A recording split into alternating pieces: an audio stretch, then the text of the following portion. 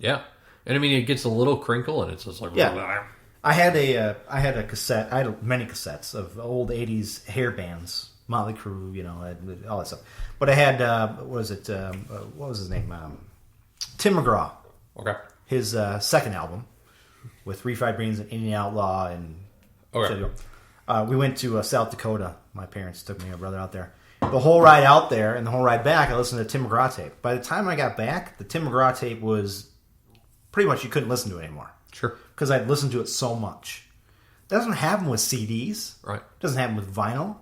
I don't understand why you'd want to bring cassettes back. I don't know. They did it. And apparently it's doing rather well.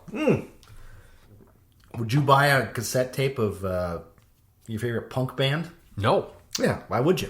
I mean, and I've seen people who are like, especially in the indie and the punk scene, they'll go out and they'll try to find the cassette versions of the tape, the albums from, 15, 20 years ago. Yeah. All right. I would never do it. I got to cut this off because there might be some fans of our podcast that are only listening to us just to hear about the zombie talk.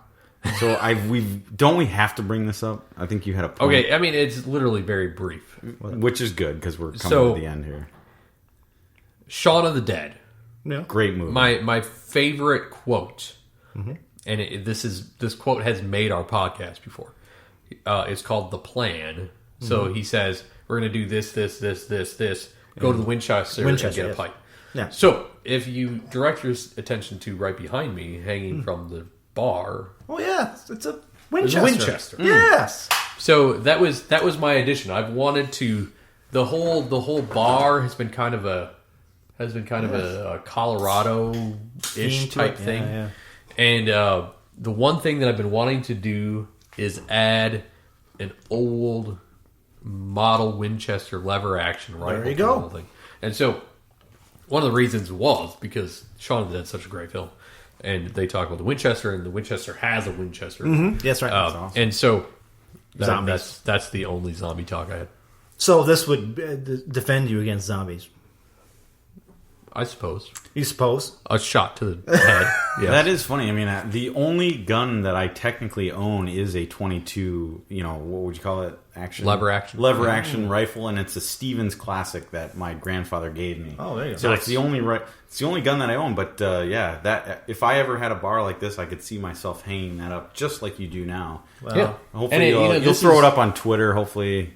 Yeah, so everybody can see it, but that looks great, Yeah, especially with the collection of whiskeys and bourbons that you got. Mm-hmm.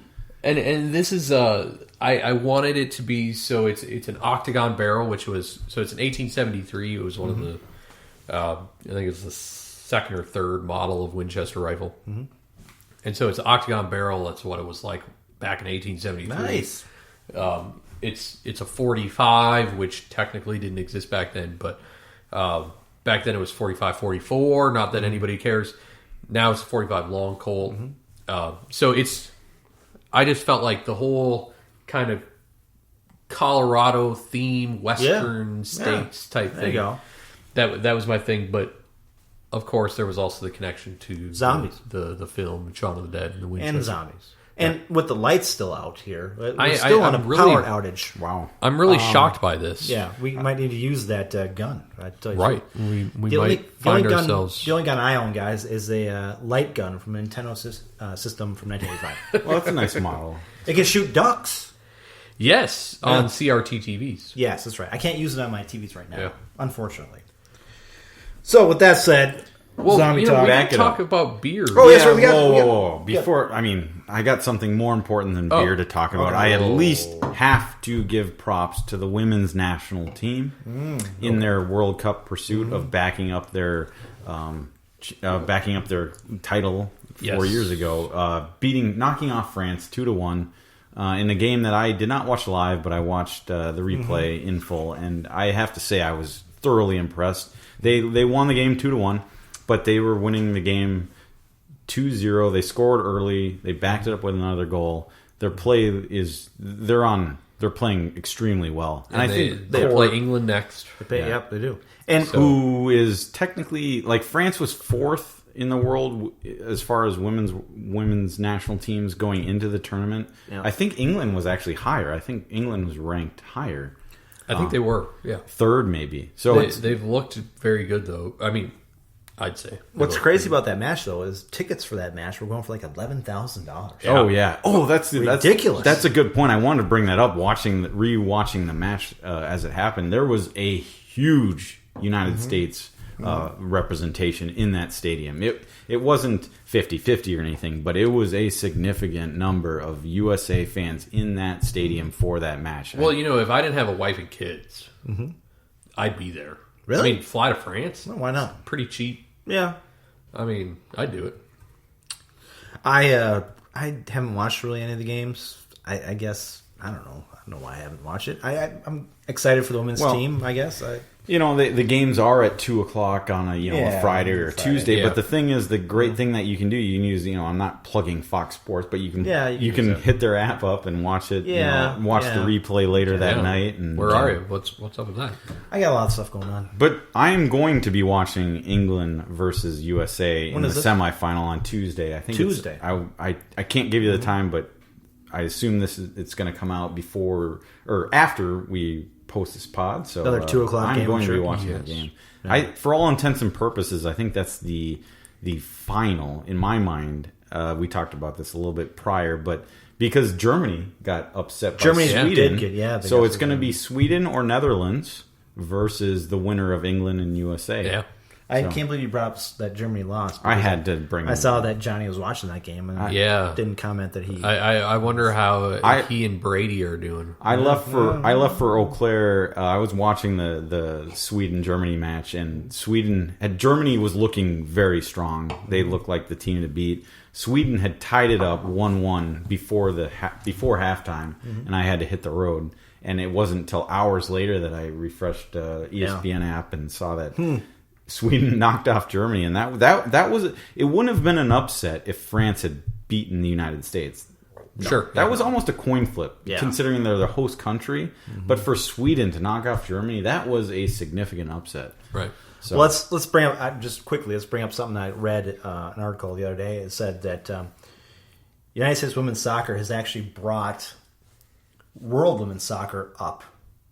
Sure. They are the reason why women's soccer all over the world is now further up because of women's soccer. Oh, I don't doubt that. Because the popularity of women's soccer in this country has just blown up over... Well, I mean, you could go back till 1999, but it's blown up in the last, say, 10 years. It's just blown up. Without doubt. Yeah. And so that just brings... I mean, you look at other countries looking at that, where other countries, even European countries... They almost kind of looked down or laughed at women's soccer. Which is surprising to me. And that's a fact. I mean, I'm not just saying that. That was the case. No. But I think it goes back to the fact that in the United States, we've always had this Title 19, or whatever it is, the women's sports in college. Right, and then we have Major League Women's Hockey now. Yep. We have Major League Women's Basketball now. I mean, we have all these things. So I think the United States going on the soccer thing is been great. Agreed. So, you guys, anything else you want to talk about? Well, so I'm drinking the Fulton Blackberry Belgian style. Oh yeah, how is that for you? And it's good. Good. I wish I wouldn't have spilled half of it, quarter of it on the bar. But so that came out of the Fulton summer. I think it's Summer Jam Pack Volume 2. Nice. And so it was that and Lonely Blonde, and then they also had the. Hopstar, which I drank, which Hopstar I've had before. It's a session IPA, which is fantastic. You had the Fulton India IPA. Yep. Which wouldn't necessarily be my first choice, the Sabro it's called, but actually it was quite good. And it went down maybe a little too fast, actually. Again, I appreciate these companies, especially Minnesota companies, doing these not value packs, but these variety packs. Right. Because then you can get something of everything without paying, $18 for a 4-pack of something. You can get everything you need. Exactly. So now, of course, I'm finishing up with the Cherry Kolsch from One Barrel, which is fantastic. So am I. Cheers, yeah. Shout out to One Barrel again from 2 weeks ago. Just brilliant hosts, and obviously they make fantastic beer as well. Yeah. And so next Sunday, we're going to be at a brewery in Northeast Minneapolis. Haven't figured out which one it is yet, but we're going to have a special guest. Yeah. MNUFC commentator. Yes. You've seen him on Twitter. I love following him on Twitter. Yeah, I follow him yeah, too. he's pretty active, so he'll be with us. Mm-hmm. Yeah. So we're going to go through the 4th of July. We're going to get to the next podcast. Next, let's talk about the Loons again. Next match is Wednesday against July 3rd against San Jose at Allianz, which we'll all be at. We will. 3 of us will be there. And I'll be back in the Wonderwall, so expect absolutely no commentary from me. Yeah, nothing. And that's followed up. The next match prior to our next podcast will be the Minnesota United at Montreal on Saturday the 6th. Mm-hmm. Yep. Mm-hmm. So we got two matches coming up, and I hope that they win both. I'll take one of two. Well, my hope is that this whole 4 points. Yeah, I'd hope a win against San Jose. My hope is the Open Cup experience has gone into the league. I could handle a draw in Montreal. Yeah. I mean, well, here we go. We got San Jose at home at Allianz, where the Minnesota United have done tremendously well this year at home. And technically, San Jose now is above them in the standings. So I guess let's call it a big match. We'll see what happens. Can't wait to talk about it. Yeah. So I want to say thanks to our sponsor, Golden Goal Press, the best choice for you to get custom shirts, hats, mugs, and other items for just yourself or your organization. Check out their amazing products at a fraction of the price of other places at goldengoalpress.com. Also, thanks to Roughneck Scarves, official scarf supplier to MLS, USL, and US Soccer. Get custom scarves for your group or team at roughneckscarves.com. I also want to say you can find us on the BGN network. That's bgn.fm.